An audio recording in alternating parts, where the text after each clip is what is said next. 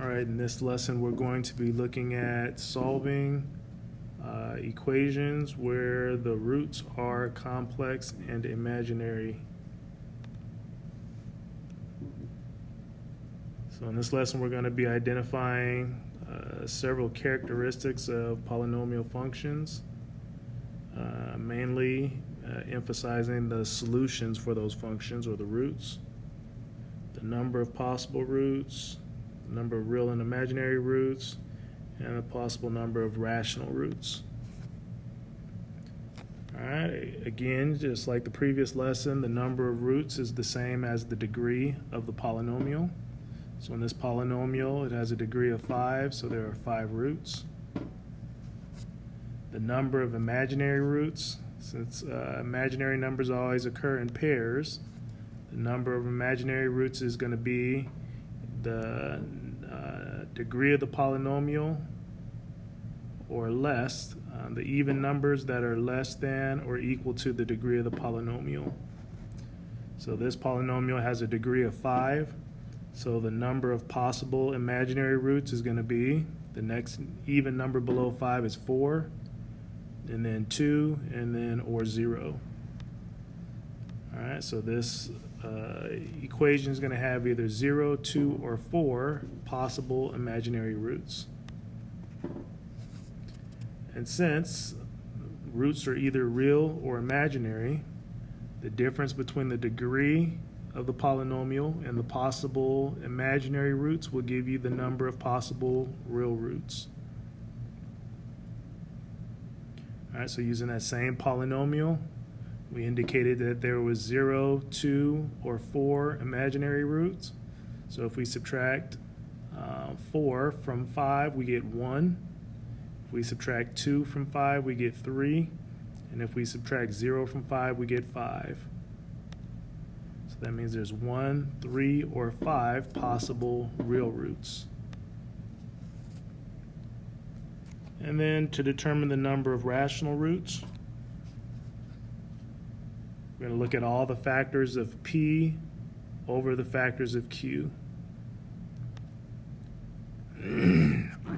So in the same polynomial, you're going to multiply the first coefficient, the lead coefficient, and the last term, the constant.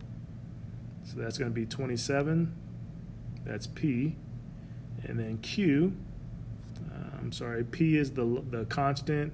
Q is going to be the coefficient for the lead term. So Q is going to be 1. So we go through all the factors of 27, starting with 1 plus and minus, and then through 1 times 27, so 27 is a factor also, and then 3 plus and minus, 9 plus and minus, and the only factor of 1 is plus and minus 1. So the possible rational roots are plus and minus 1, plus and minus 3, plus and minus 9, and plus and minus 27.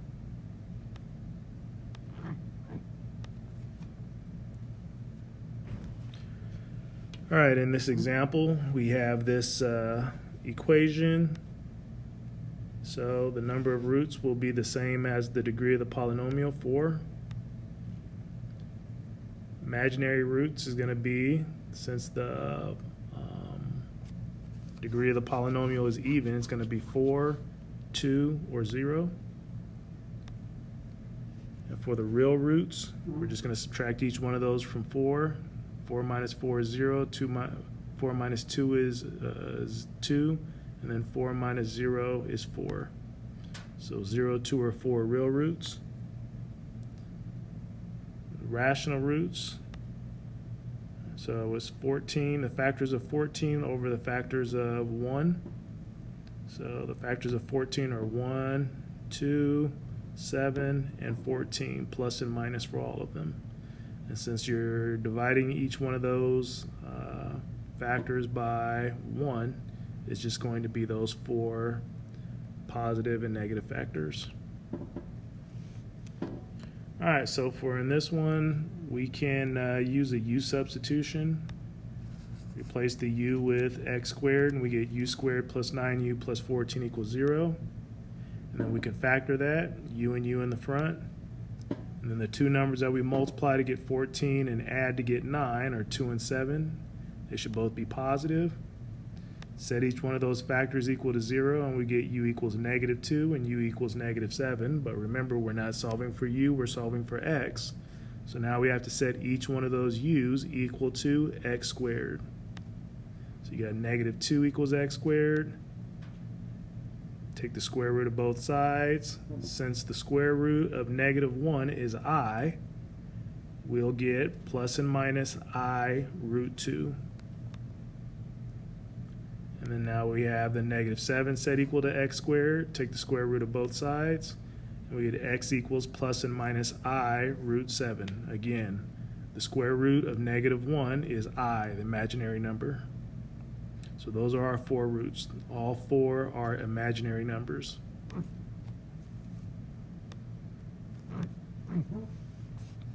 All right, in this next example, first thing we're going to do is determine the number of roots, imaginary roots, and so forth. The number of roots is going to be the same as the degree, which is 2. Imaginary roots is 2 or 0. Real roots, when we subtract 2 from 2, we get 0. Subtract 2 minus 0, we get 2. Rational roots is going to be the constant term, all the factors over the factors of the lead coefficient. So we factor out the 5, we get x squared plus 24.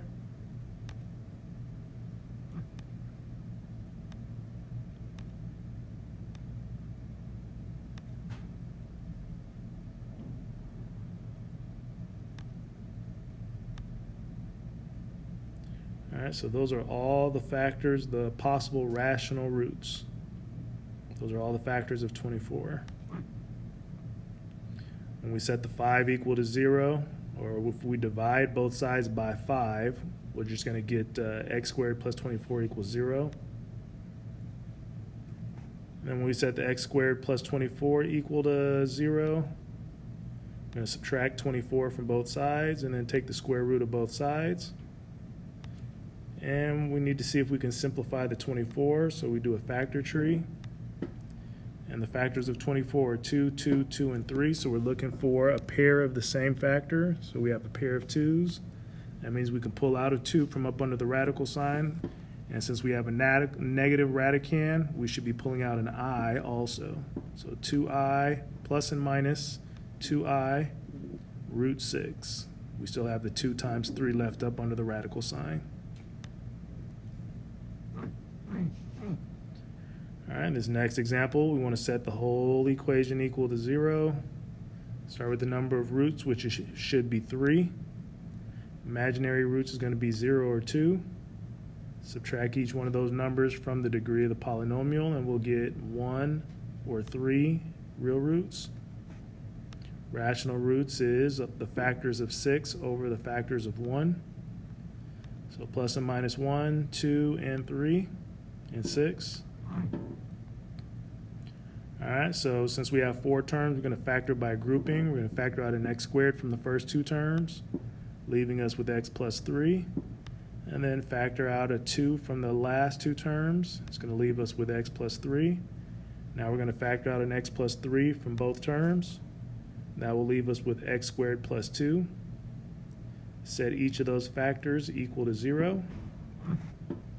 And for the first 0, we get -3. When we set x squared plus 2 equal to 0, we're going to subtract 2 from both sides and then take the square root of both sides. That's going to give us plus and minus I root 2.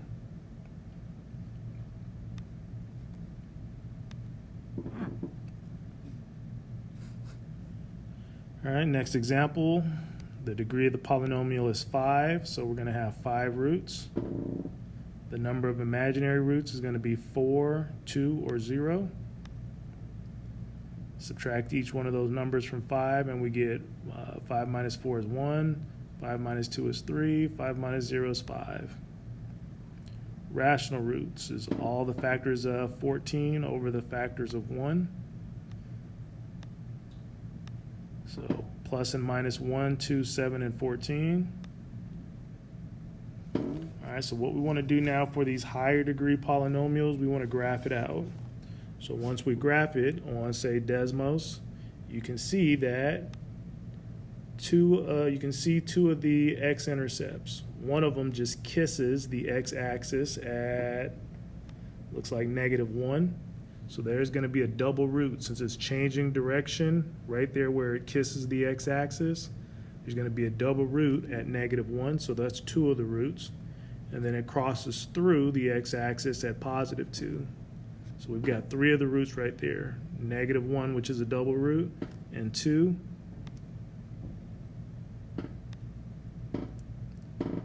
All right, so for the -1, we can write the factor from the 0 of -1. The two factors are going to be x plus 1 and x plus 1.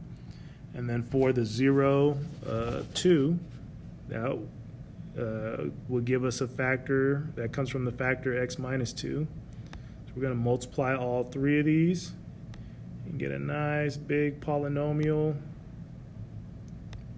So when we multiply all 3 of those factors, we get a depressed polynomial, x cubed minus 3x minus 2. All right, so what we're going to do now is divide that depressed polynomial into the original polynomial. All right, so don't forget the placeholders. We're dividing that depressed polynomial into our original polynomial using long division. And so once we're done dividing that depressed polynomial into the original polynomial, we should get a factor of 0. I'm sorry, a remainder of 0, because that quotient is going to contain the remaining factors.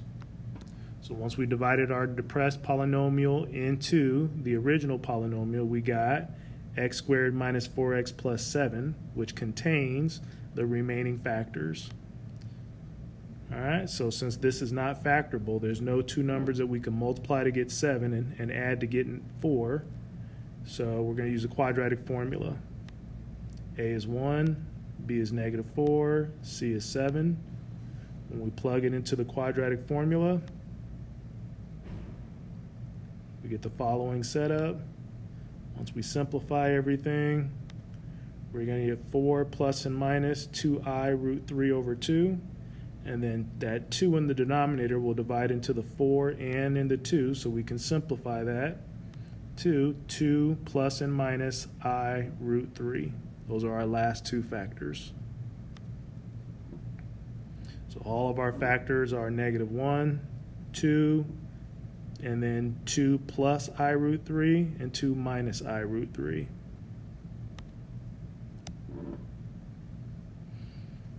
All right, last example. In this one, we've got 4 roots. Imaginary roots is going to be 0, 2, or 4. Real roots will be the same. Rational roots are going to be all the factors of 4 over the factors of 2.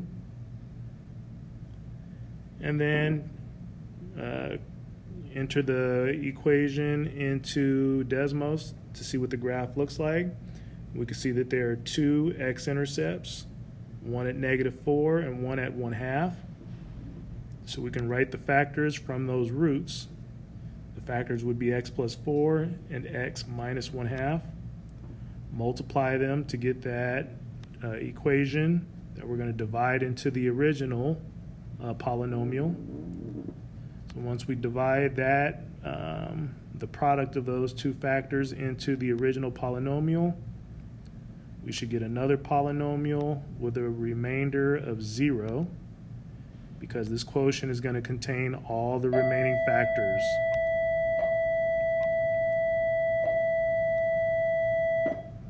All right, so our depressed polynomial is 2x squared plus 2x plus 2, and that contains the remaining two factors. So we can factor out a 2. And then once we divide both sides by 2, we'll be left with x squared plus x plus 1 equals 0, which is not factorable, so we have to use the quadratic formula.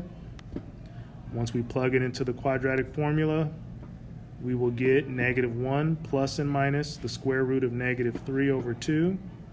And then because we have a negative radicand, we just pull out the I in front of the radical to get -1 plus and minus I root 3, all of that over 2.